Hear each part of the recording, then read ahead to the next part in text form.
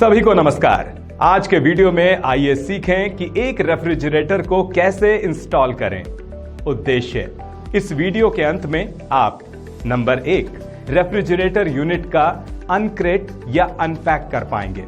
Number 2 unit की location को चुन पाएंगे। नंबर 3 यूनिट को पोजीशन कर पाएंगे। नंबर 4 इलेक्ट्रिकल पावर सप्लाई को टेस्ट कर पाएंगे। नंबर 5 यूनिट से वोल्टेज स्टेबलाइजर को कनेक्ट कर पाएंगे। नंबर 6 रेफ्रिजरेटर यूनिट को चालू कर पाएंगे। नंबर 7 यूनिट के परफॉर्मेंस को टेस्ट कर पाएंगे। आइए इस प्रैक्टिकल को करने के लिए जरूरी टूल्स और इक्विपमेंट को इकट्ठा करें। एक स्पिरिट लेवल मीटर, एक मल्टीमीटर, एक लाइन टेस्टर, एक कॉम्बिनेशन प्लायर, एक वायर स्ट्रिपर, एक 150 मिलीमीटर वाला स्क्रू ड्राइवर, एक 150 मिलीमीटर वाला एडजस्टेबल स्पैनर, एक -5 to +50 डिग्री सेल्सियस तक का स्टेम डिजिटल टाइप वाला थर्मोमीटर,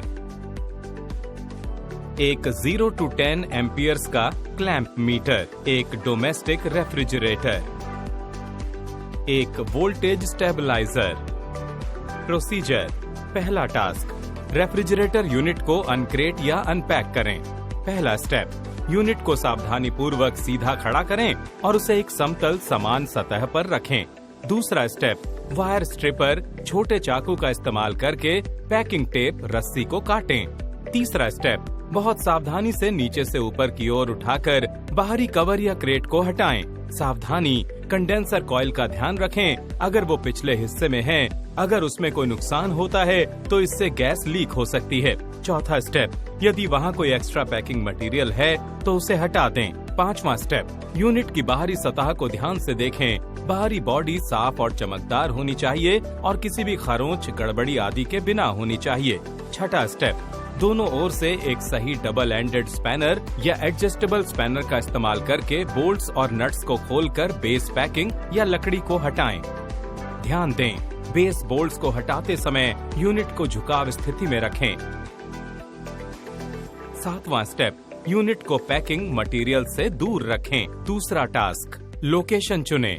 ध्यान दें, आमतौर पर यूनिट लोकेशन का फैसला यूनिट के जगह पर पहुंचने से पहले किया जाता है, ताकि उसके मुताबिक ठीक तरह से वायरिंग और प्लग पॉइंट बनाए जा सकें। पहला स्टेप, सुनिश्चित करें कि लोकेशन में पर्याप्त एयर वेंटिलेशन हो।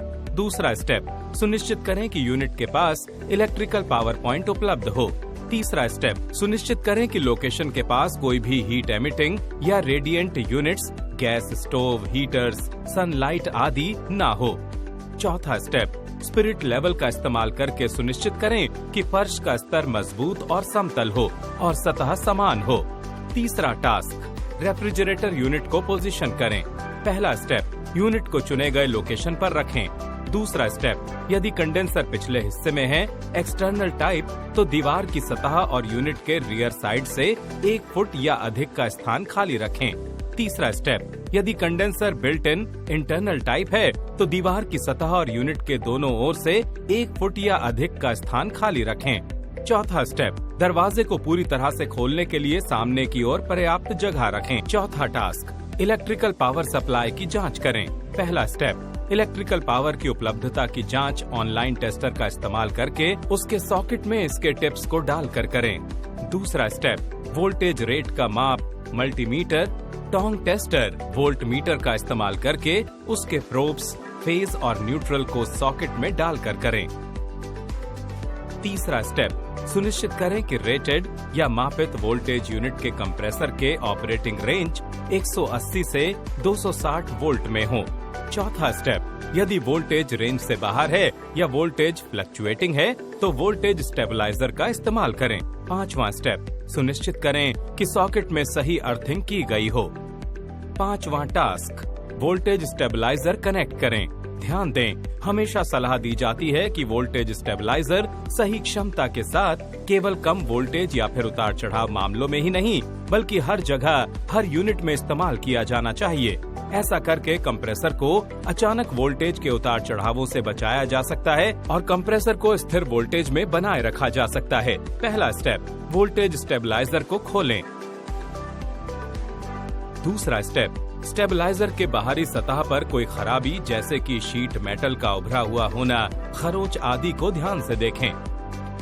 तीसरा स्टेप, सुनिश्चित करें कि स्टेबलाइजर का वोल्टमीटर का पॉइंटर 0 रीडिंग में ही हो या फिर सुनिश्चित करें कि वोल्टमीटर में कोई त्रुटि ना हो। चौथा स्टेप, स्टेबलाइजर के 3 पिन प्लग को सॉकेट में डालें। पांचवा स्टेप, सॉकेट को ऑन करें। छठा स्टेप, सुनिश्चित करें कि एलईडी बल्ब मेन ऑन के लिए जलता है यदि दिया गया हो। सातवां स्टेप, सेलेक्ट स्विच को दबाकर इनपुट और आउटपुट की वोल्टेज लिमिट्स को ऑब्जर्व करें। ध्यान दें, आमतौर पर फ्रिज या एयर कंडीशनर्स के लिए वोल्टेज स्टेबलाइजर के साथ टाइम डिले या 3 मिनट स्टार्ट के साथ उपलब्ध होते हैं, इसलिए आउटपुट वोल्टेज 3 मिनट के बाद ही ऑन हो सकता है। छठा टास्क, रेफ्रिजरेटर यूनिट को चालू करें। पहला स्टेप, यूनिट के दरवाजे खोलें और उसके अंदर की स्थितियों को देखें। ये साफ और सूखा होना चाहिए।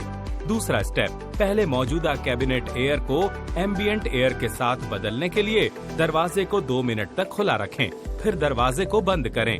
तीसरा स्टेप, सुनिश्चित करें कि स्टेबलाइजर ऑफ स्थिति में हो। चौथा स्टेप, रेफ्रिजरेटर यूनिट के 3 पिन प्लग को आउटपुट सॉकेट में डालें। पांचवा स्टेप, स्टेबलाइजर को ऑन करें। छठा स्टेप, यदि स्टेबलाइजर में टाइम डिले फैसिलिटी है तो यूनिट को चालू करने के लिए 3 मिनट का इंतजार करें। सातवां स्टेप, कंप्रेसर चालू होने के कारण 30 से 35 डेसिबल का हल्का सा शोर होगा, उसे सुनकर रेफ्रिजरेटर के चालू होने पर गौर करें। सातवां टास्क, यूनिट के परफॉर्मेंस को टेस्ट करें। पहला स्टेप, सुनिश्चित करें कि यूनिट के दरवाजे अच्छे से बंद हो रहे हों। दूसरा स्टेप, यूनिट के अंदर दिए गए मटेरियल्स या साथ ही दिए गए मटेरियल्स के साथ कैबिनेट में अलग से शेल्फ्स बनाएं। तीसरा स्टेप, फ्रीजर सेक्शन में होने वाले आइस ट्रे में नॉर्मल रूम टेम्परेचर पर पानी भरें। चौथा स्टेप, दरवाजा खुले रखने पर कैबिनेट में बिजली का बल्ब जलता है, इस पर गौर करें। पांचवा स्टेप, थर्मोस्टेट नॉब को जरूरत के मुताबिक क्लॉकवाइज या एंटी क्लॉकवाइज डायरेक्शन में घुमाकर नॉर्मल पोजीशन में कम ठंडे और उच्च ठंडे स्थिति के बीच ठीक करें। छठा स्टेप, कन्वेंशनल ऑर्डिनरी रेफ्रिजरेटर के लिए फ्रीजर की आंतरिक सतह पर हाथ रखकर ठंडक को महसूस करें। फ्रॉस्ट फ्री रेफ्रिजरेटर्स के लिए फ्रीजर में मौजूद फैन मोटर के सामने हाथ रखकर ठंडक को महसूस करें। सातवां स्टेप, डिजिटल थर्मोस्टेट का सेंसिंग प्रोब डिजिटल थर्मोस्टेट का फ्रीजर के अंदर डालें और डिस्प्ले बाहर में रीडिंग को देखना शुरू करें। आठवां स्टेप, कुछ समय या 2 घंटे के लिए फ्रीजर के दरवाजे और कैबिनेट के दरवाजे बंद रखें। यूनिट को 2 घंटे तक बिना किसी रुकावट के चलने दें। 9वां स्टेप, रेफ्रिजरेटर के दरवाजे खोलें और महसूस करके कैबिनेट में कूलिंग को ऑब्जर्व करें। 10वां स्टेप, फ्रीजर के दरवाजे खोलें और सुनिश्चित करें कि पहले भरा गया पानी 2 घंटे पहले बर्फ बन गया हो। 11वां स्टेप, थर्मोस्टेट का बटन लो पोजीशन में सेट करें। 12वां स्टेप, दरवाजे बंद रखें और कुछ और समय 30 मिनट के लिए इंतजार करें। 13वां स्टेप, यूनिट कंप्रेसर ट्रिप्स को ऑब्जर्व करें। 14वां स्टेप, कंटेंट्स के मुताबिक चेकलिस्ट भरें। रेफ्रिजरेटर के परफॉर्मेंस की जांच करने के दौरान voltage, current, watts, evaporator coil का तापमान और कंडेंसर में वाइब्रेशन भी जांचा जाना चाहिए।